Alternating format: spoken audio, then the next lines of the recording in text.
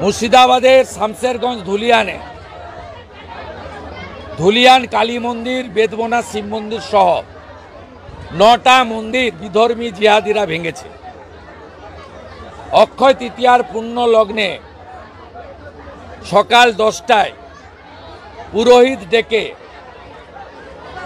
শুদ্ধিকরণ করে একযোগে 9টা মন্দিরের শুদ্ধিকরণ, গঙ্গার জল এবং গোবর জল দিয়ে শুদ্ধিকরণ হোমযজ্ঞ করে এবং পুনর্নির্মাণের কাজ শুরু হচ্ছে।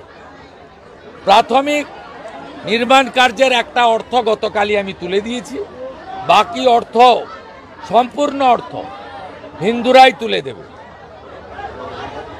আগামী 30 তারিখ একযোগে জিহাদি বিধর্মীদের হাতে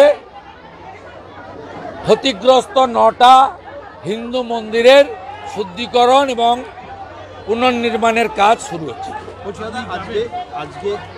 না, আমি তো হাইকোর্ট অনুমতি দিলে কাঁথির প্রোগ্রামে থাকবে।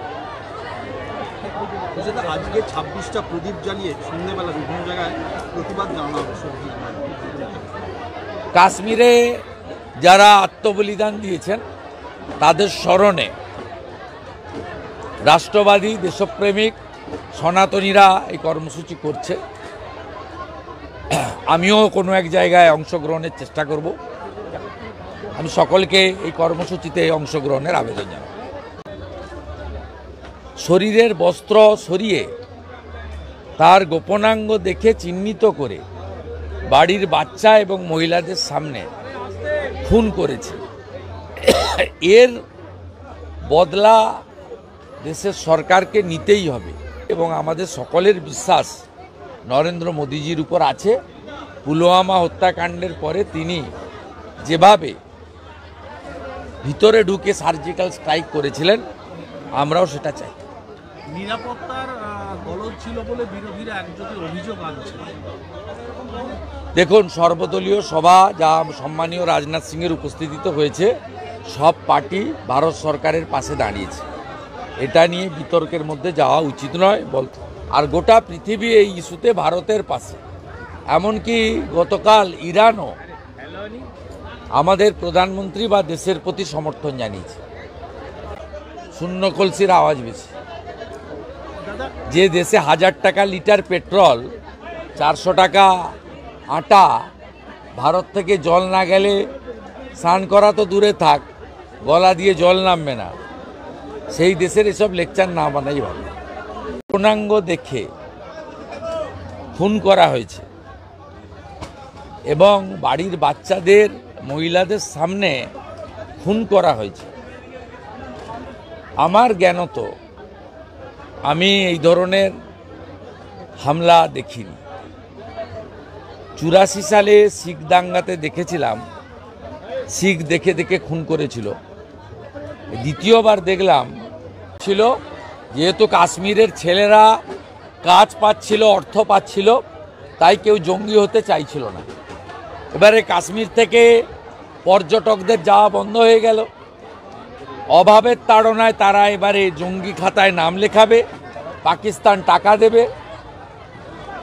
এটা জঙ্গিদেরই পরিকল্পনার প্রাথমিক ফসল। আমি পশ্চিমবাংলার পর্যটন প্রিয় বাঙালিদের অনুরোধ করব, আপনারা ডেমোগ্রাফি দেখে বেড়াতে যান। যেখানে হিন্দু সংখ্যা বেশি আছে সেখানেই বেড়াতে যান। হিমাচল আছে, উত্তরাখণ্ড আছে, অন্ধ্রপ্রদেশ আছে, উড়িষ্যা আছে, মহারাষ্ট্র, মধ্যপ্রদেশ আছে, সব আছে। যান, 4 ধাম, বৈষ্ণোদেবী, মহাকাল, কালীঘাট, দক্ষিণেশ্বর, তারাপীঠ, যান বেনারস, অযোধ্যা ধাম, যান।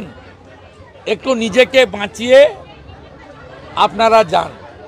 যেভাবে হিন্দু চিহ্নিত করে খুন করা হয়েছে। আমার সম্মানীয় এবং প্রিয় হিন্দুদের বলবো, নিজেদের এবং পরিবারকে সুরক্ষিত রেখে পর্যটনে সামিল হন।